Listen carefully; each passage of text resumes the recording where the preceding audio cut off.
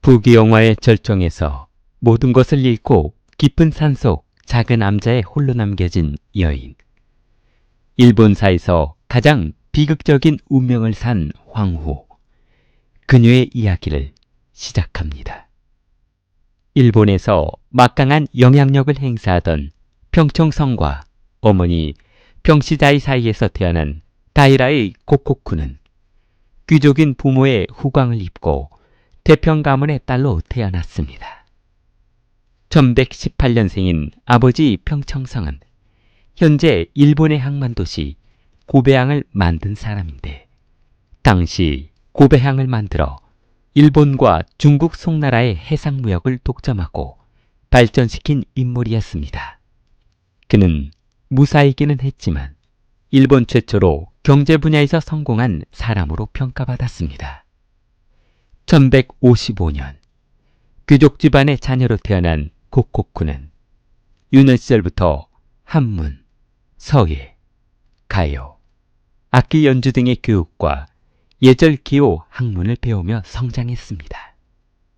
그런데 아버지 평청성의 딸 사랑은 어느 누구보다 강해 일반적인 자녀보다 훨씬 많은 주제와 예능을 가르쳤습니다. 그가 고코쿠에게 이렇게 정성을 다하는 것은 이유가 있어서인데, 그것은 바로 황실과 연을 만들고 싶어서였습니다. 12세기 후반으로 접어들면서 일본은 여전히 귀족 중심의 사회였고 천황 가문의 전통성으로 통치하고 있었습니다. 그런데 평청성의 가문은 무사 가문 출신이었기 때문에 권력이라고 보기에도 어려운, 언제 어떻게 될지 모르는 아주 약한 기반에 살고 있었기 때문에 항상 불안해했습니다. 특히 다른 무사 세력인 겐시와 미나모토 가문의 무시는 극에 달해 언제 권력 다툼으로 전쟁이 발생할지 모르는 불안한 정세에 살아야 했기 때문이었습니다. 그렇기 때문에 딸을 이용해 천황 가문과 연을 이으려는 그의 간절함은 다이라노 고코쿠의 유년 시절부터 시작되었습니다. 당시 일본은 하루가 멀다 하고 12가부터 전쟁이 발생하는가 하면 전쟁에서 패해 가문이 언제 몰락할지 모르는 불안 속에서 살아야 했습니다. 평청성의 태평 가문은 전통 귀족 집안의 혈통으로 문화적 학식뿐만 아니라 무사적 활동이 많아 아주 영향력 있는 가문이었습니다. 태평 가문을 주도한 것은 평청성인데, 그는 가문의 평탄 일로를 위해 딸을 천황의 후궁으로 보내기 위해 유년 시절부터 교육을 시켰습니다. 어찌 보면 도코쿠는 태어나면서부터 정해진 인생을 살았는지도 몰랐습니다. 자신의 원하는 삶을 단 한 번도 살아본 적이 없는 비련한 삶을 산 여성으로 역사는 기록할 것입니다. 딸이 천황의 후궁으로만 들어갈 수 있다면 태평 가문의 영향력을 확산시킬 것이라 생각했습니다. 그리고 만약 운이 좋아 천황의 아들을 낳아 천황의 대를 잇게 된다면 딸이 황후가 될 것이고, 그렇게만 된다면 태평 가문은 황족으로 바뀌어 후손들이 정권을 잡을 수 있기 때문이었습니다. 만약 그렇게만 된다면 더 이상 무사 출신 집안이라는 무시를 당하고 살지 않아도 되고, 겐치 가문과 미나모토 가문의 눈치를 보고 살지 않아도 되기 때문이었습니다. 오히려 그들이 평청성의 명령을 받들고 살아야 하는 시대가 열릴 것이기 때문이었습니다.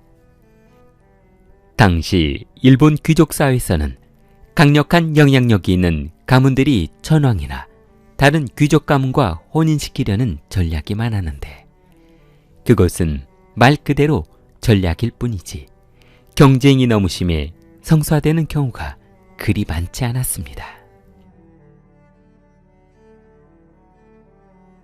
1171년 다이라노 고코쿠는 아버지의 권유로 꽃다운 나이인 16세에 다카쿠라 천황의 후궁으로 들어가 임내되었습니다.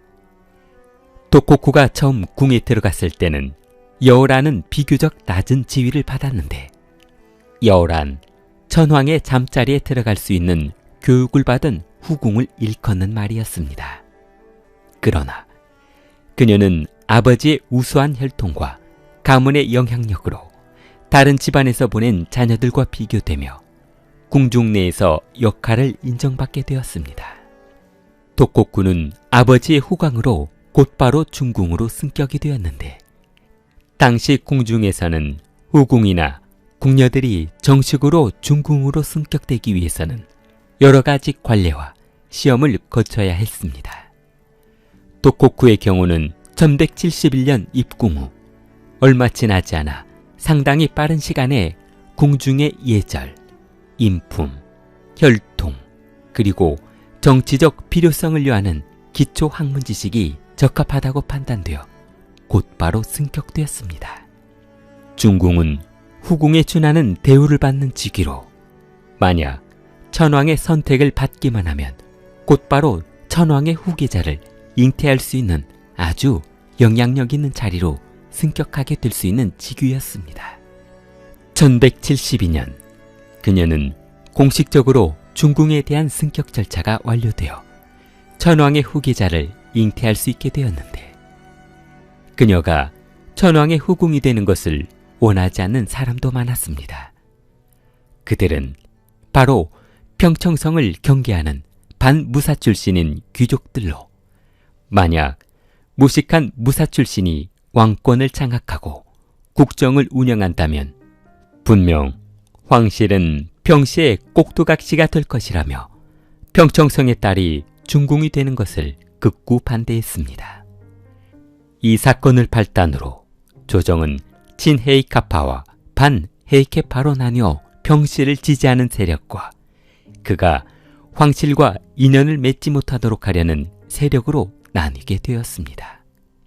어찌 보면 여성 하나가 중궁으로 승격되느냐 마느냐 하는 단순한 문제인 것 같았지만, 이는 일본 전체의 권력 구조를 뒤흔드는 아주 중대한 일이었기 때문에 생사를 걸고 병씨의 딸이 중궁이 되는 것을 막아섰습니다. 독곡구의 책봉을 두고 귀족 간의 경론이 벌어지며 몇몇 귀족은 사임하거나 지방으로 내려가기도 했습니다. 그러나 평청성은 귀족들의 이런 반발에도 불구하고 한 명이라도 더 많은 귀족을 자기 편으로 끌어들이기 위해 자신 편에 선다는 사람에게는 선물을 들고 찾아다녔고, 반대하는 세력에는 재정 지원을 끊거나 행정 업무를 진행하지 못하도록 압력을 가했습니다. 중궁 승격은 단순히 예쁘기만 해도 안 되고 예능적으로 뛰어난다고 해도 승격되는 것이 아니라 천황과와 친분이 있거나 우손 출산 후 양가 집안의 정치적 정통성을 상호 유지할 수 있는가 하는 것을 확보하기 위한 수단이기도 했습니다. 그녀는 중궁으로 선택받은 지 6년 만인 1178년 아들을 출산했는데, 그가 바로 안덕천왕이었습니다.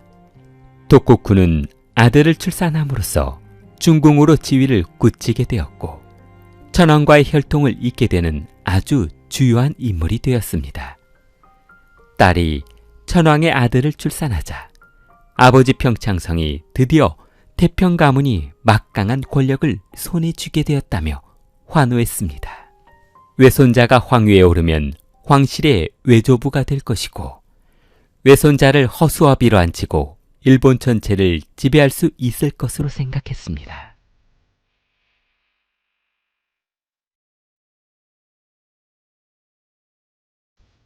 딸이 천황의 아들을 출산하자 본색을 드러내기 시작한 평청성은 고쿠라 천왕을 설득해 아들 안덕천왕에게 권력을 넘겨주고 내려가라고 했습니다.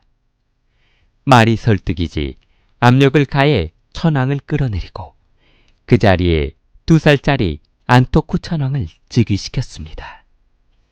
고쿠라 천왕은 정치적 혼란과 태평 가문의 영향력 강화라는 배경하에 1180년 자신의 어린 아들인 안덕천왕을 후계자로 내세우고 퇴위했습니다. 평청성이 장악한 정치적 실권에서 물러난 그는 퇴위천왕으로 남게 되어 1181년 갑작스럽게 세상을 떠났습니다. 천왕을 끌어내린 평청성은 태평가문 친척들을 황궁으로 불러들여 궁중 내에서 강력한 위치를 선점하도록 했습니다. 그는 가문 사람들을 궁중에서 정치적 결정을 좌우할 정도로 영향력 있는 자리에 올려놓고 그 뒤에서 그들을 조종했습니다. 천왕도 자신의 손자여 황궁의 주요 인사도 모두 집안 사람으로 앉혀놓은 그는 말이 황후의 아버지지 천왕이나 다름없는 생활을 하고 다녔습니다.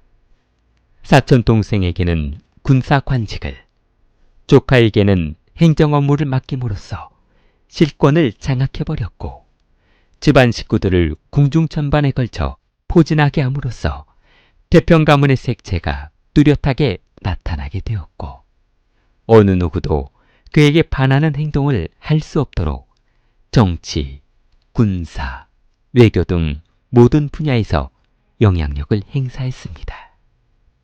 국가의 중요한 결정은 모두 평청성이 주도했으며 지방의 관직도 평시 가문 사람들로 채웠는데 그런 이유는 지방에서 올라오는 반란과 천왕에 대한 반역을 사전에 차단하고 정보를 미리 입수하려는 목적이었습니다. 평청성은 중앙정치로 태평가문의 영향력을 극대화하고자 했으며 궁중 내 권력을 독점하려는 단기적인 전략을 펼쳤습니다. 당시 평청성의 만행을 보고만 있을 수 없었던 귀족들이 모이기 시작했는데 다들 실행은 하지 못하고 눈치만 보는 입장이었습니다. 그러나 귀족 중에 평청성에게 대적할 만한 가문이 하나 있었는데 그는 바로 미나모토 가문이었습니다.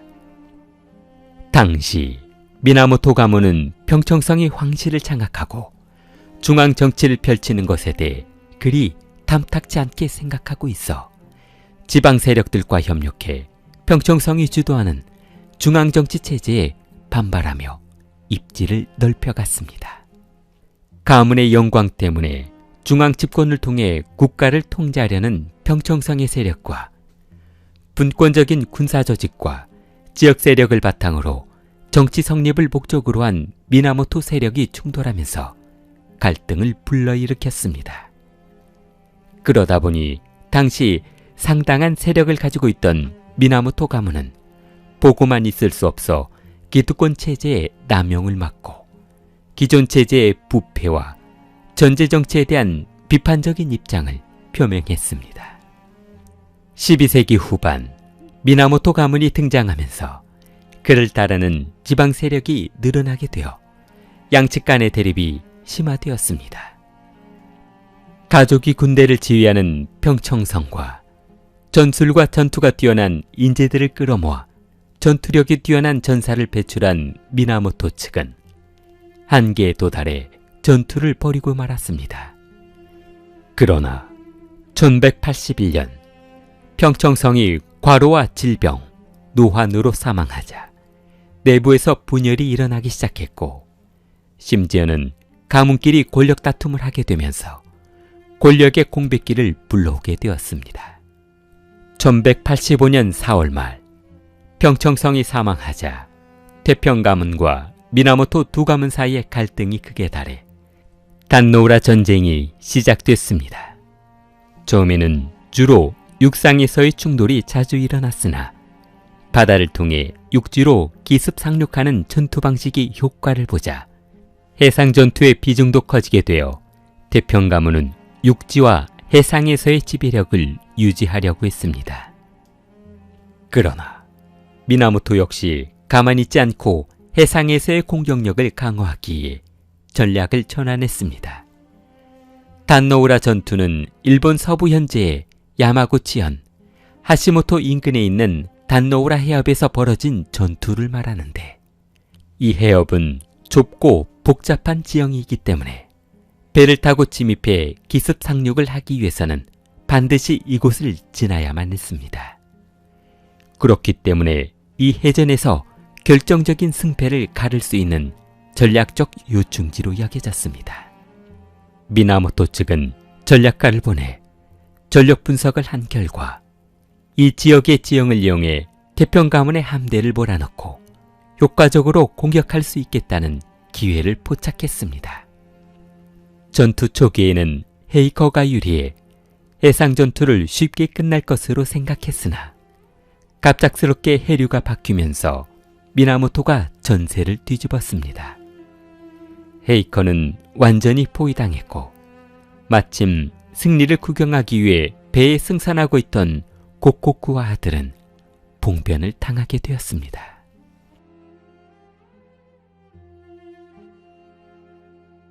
(1185년 4월) 미나모토 가문의 해군은 단노우라 해협에서 태평 가문과 격돌했는데 해상에서의 기동성과 지형적 이점을 미리 알고 준비한 미나모토 측이 공격을 주도하며 태평 함대를 함몰시켜 단노우라 전투에서 결정적인 패배를 안기게 되었습니다.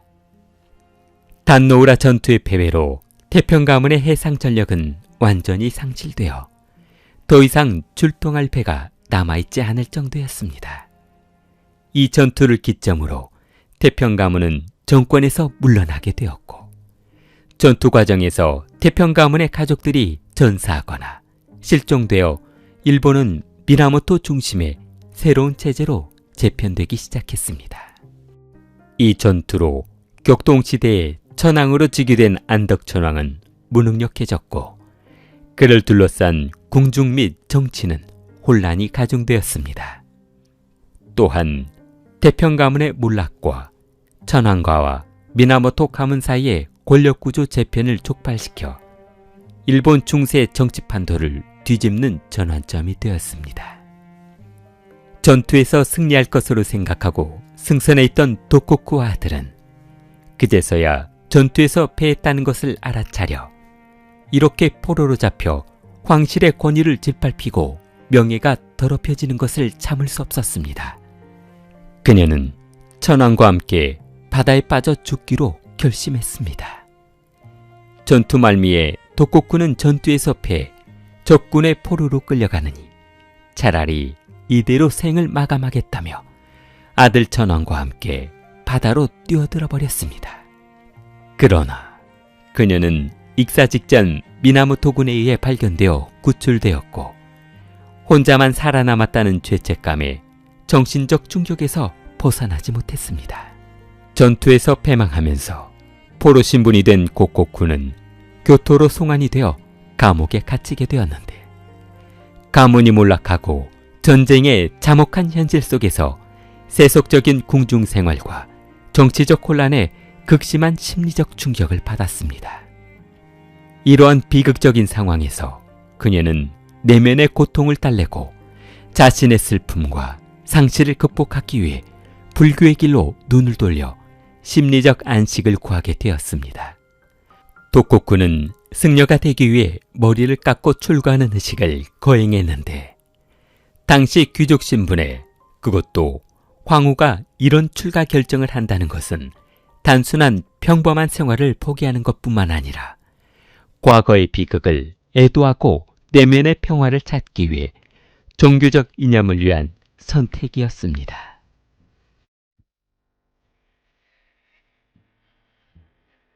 그녀는 지교각이라는 법명을 사용해 대원에 잣광원으로 보내져 전쟁 중 사망한 태평 일가와 아들 안덕천왕의 영혼을 위로하고 애도하는 생활을 시작했습니다. 잣광원은 도쿄 외곽에 위치한 사찰로 이 절은 한때 귀족과 승려들이 은둔하며 수행에 헌신했던 곳으로 도코쿠 역시 이곳에서 불교의 교리와 수행에 몰입하며 자신의 슬픈 과거와 비극적 운명을 기리는 생활을 이어갔습니다. 그녀는 약 30년 동안 잣광원에서 수도 생활을 하며 살아 1213년 59세의 나이에 세상을 떠났습니다. 장례를 치를 때에도 그녀를 찾아오는 사람이 없어 아주 소박한 장례를 치르며 삶을 마무리했다고 합니다. 태어날 때부터 천황의 후궁으로 들어가기 위해 아버지의 강요로 교육을 받고 결혼해서도 사랑 한번 받지 못하며 천황과 살다 아들을 낳았는데 권력에 눈이 먼 아버지가 허무하게 죽자 가문이 몰락하면서 황후에서 승려가 되어버린 한 여성의 기가 막힌 인생이었습니다. 바람이 불어 먼 바다에 하얀 물결이 있는 것처럼 당신도 이 한밤중에 쓸쓸히 산을 넘고 계신가요? 위시는 그녀가 수도 생활 중 지은 유명한 시로 남아 있습니다. 한때 황후했던 여인, 한때 일본을 움직였던 가문의 딸. 그러나 결국 모든 부귀영화를 버리고 조용한 산속에서 생을 마감한 한 여인의 삶이었습니다. 길리를 사랑하는 마음을 좋아요와 구독으로 표현해보세요. 길리였습니다.